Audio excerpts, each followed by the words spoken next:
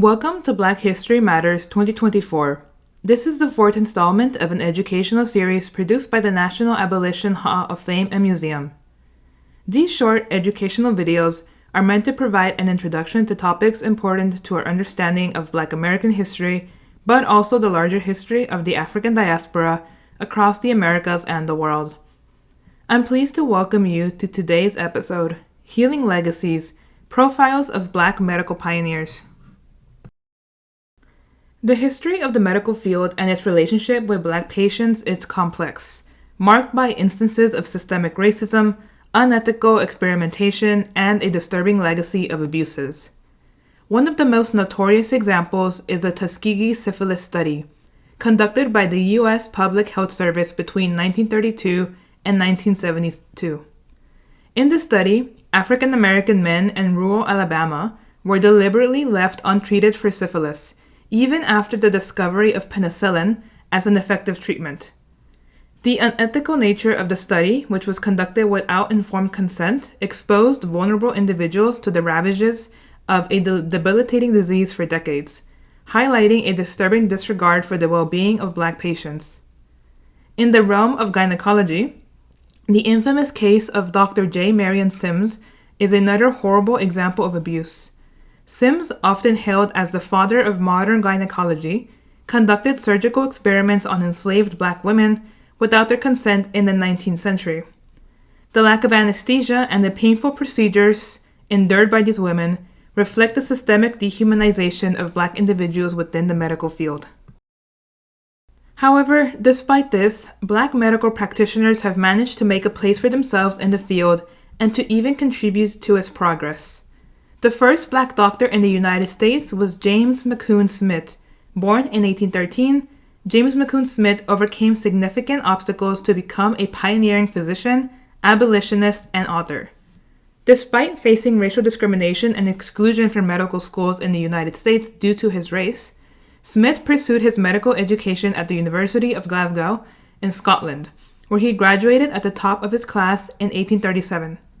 Upon returning to the United States, Smith became the first African American to hold a medical degree.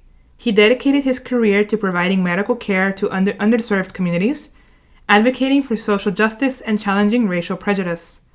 As a prominent abolitionist, Smith was a staunch advocate for the abolition of slavery and the advancement of civil rights for African Americans.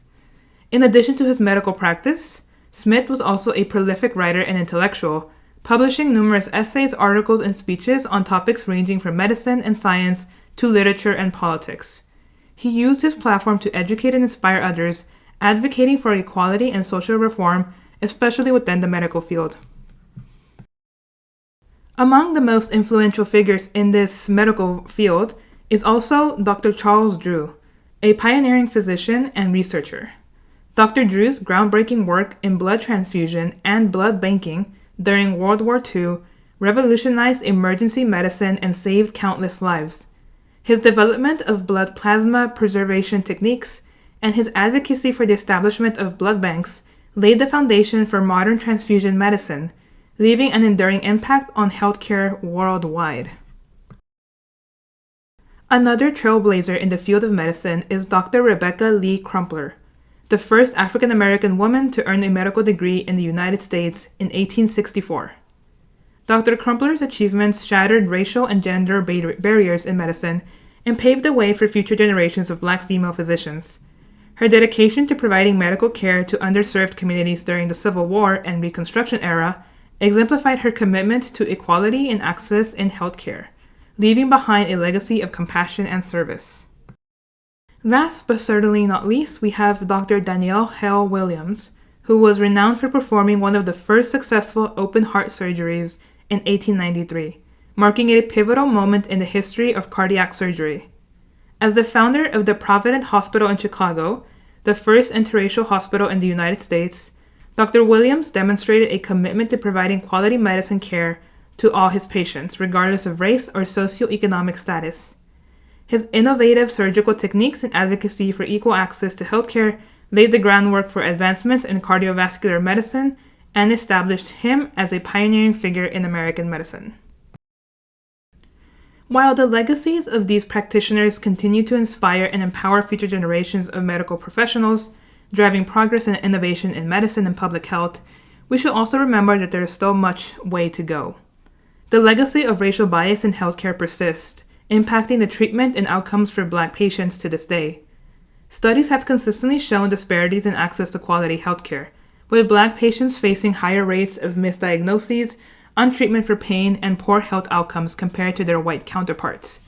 For example, in the United States, African American women are 3 times more likely to die of pregnancy-related causes than white women. The African American infant mortality rate is twice the rate of white infants. African Americans are also most likely to die from cancer and heart disease than whites, and are at greater risk for the onset of diabetes. Implicit bias among healthcare professionals further compounds these challenges, influencing medical decisions and contributing to unequal healthcare experiences. However, this is part of the reason why diversity in the field matters so much, to ensure that patients of all walks of life are represented in the field. Thank you for joining us today for this presentation on Healing Legacies, Profiles of Black Medical Pioneers. On your screen, you will see a link to a Google form. The link is also available in the video description, and it will take you to a survey where you can leave feedback about your experience with this video. Your feedback helps us plan for future events and to secure funding, so we really appreciate it if you can take a few minutes to fill it out. Once again, thank you so much, and we look forward to seeing you at our next presentation.